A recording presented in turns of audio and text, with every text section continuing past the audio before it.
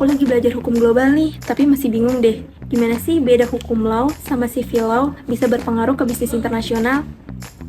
Nah gini, di negara common law kayak Amerika dan Inggris, kontrak itu harus sangat rinci karena nggak semua hal diatur dalam undang-undang. Hakim bakal ngacu ke presiden alias kasus sebelumnya. Sementara di negara civil law kayak Indonesia, Jerman, atau Prancis, hukum sudah diatur dalam kode tertulis.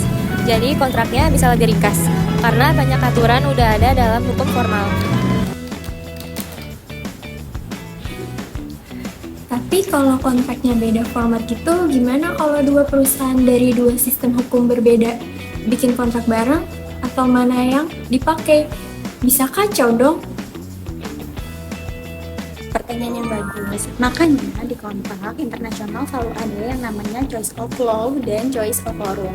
Itu pasal yang nentuin hukum negara mana yang dipakai dan pengadilan mana yang mempunyai wewenang. Jadi meskipun beda sistem hukum, perusahaan bisa sepakat mau pakai hukum siapa, tetapi tetap harus negosiasi hukum di awal. Penjelasan tadi menarik ya, tapi kalau perusahaan Amerika mau akuisisi perusahaan Indonesia, kira-kira tantangannya apa aja ya?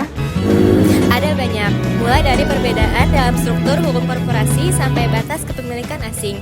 Indonesia punya daftar negatif investasi yang batasi sektor-sektor tertentu. Terus kalau ada sengketa setelah akuisisi, pakai hukum mana? Indonesia atau Amerika? Dan apa pengadilan kita bisa dipercaya sama investor luar?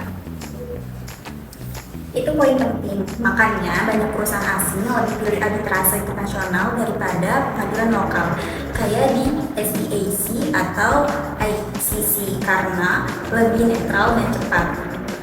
Tapi sekarang Indonesia juga terus memperbaiki iklim hukum investasi, transparansi, digitalisasi sampai perlindungan hukum makin ditingkatkan. Jadi, bisnis global itu bukan cuma soal modal, tapi juga harus siap dengan strategi hukum lintas negara. Global Mindsight, Legal Insight.